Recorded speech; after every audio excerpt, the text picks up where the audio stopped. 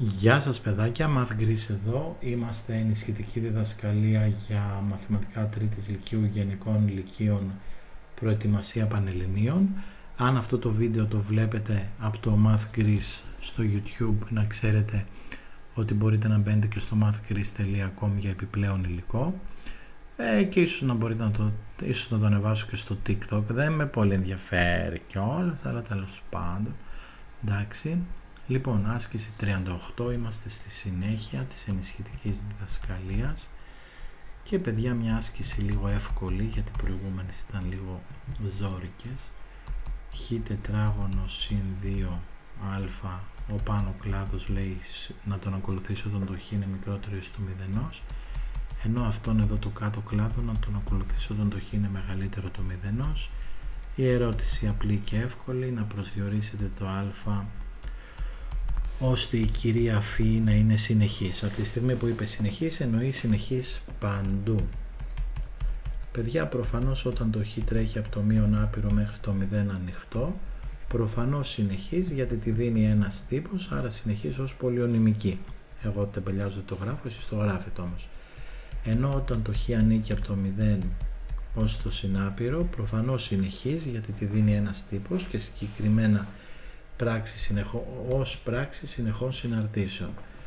Και τώρα πάμε να δούμε εκεί που αλλάζει ο κλάδος. Προφανώς θα πρέπει να ισχύει το Ευαγγέλιο της συνέχειας, ότι f του χ0, το χ0 είναι το 0, πρέπει να ισούται με το f, ότι όριο όταν το χ είναι στο χ0 πρέπει να ισούται με το f του χ0, το χ0 μου είναι το 0. Οπότε παιδιά, πρέπει από τη στιγμή που μου λέω ώστε να είναι συνεχής, πρέπει να αναγκάσω αυτό εδώ να είναι αληθές.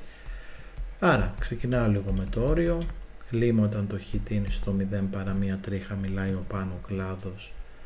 Άρα λοιπόν χ τετράγωνο συν 2α. Άρα λοιπόν αν βάλω όπου χ το 0 μου βγαίνει 2α. Φυσικά παιδιά, για να αυτό πρέπει να ισχύει, άρα πρέπει να υπάρχει αυτό το όριο, γι' αυτό θα αναγκάσω τα πλευρικά να είναι ίσα.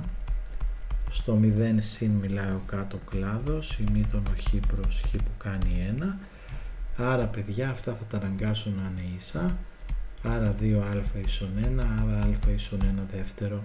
Και αυτό εδώ είναι το α, ώστε η συνάρτηση να είναι πραγματικά συνεχής. Θα περάσουμε στο 39 σε λίγο, το οποίο είναι ένα ωραίο θεματάκι, το οποίο συνδέει το θμετ και το θετ, δηλαδή θεώρημα μέγιστη ελάχιστης τιμής συν θεώρημα ενδιάμεσων τιμών. Stay tuned, θα ανεβεί σύντομα.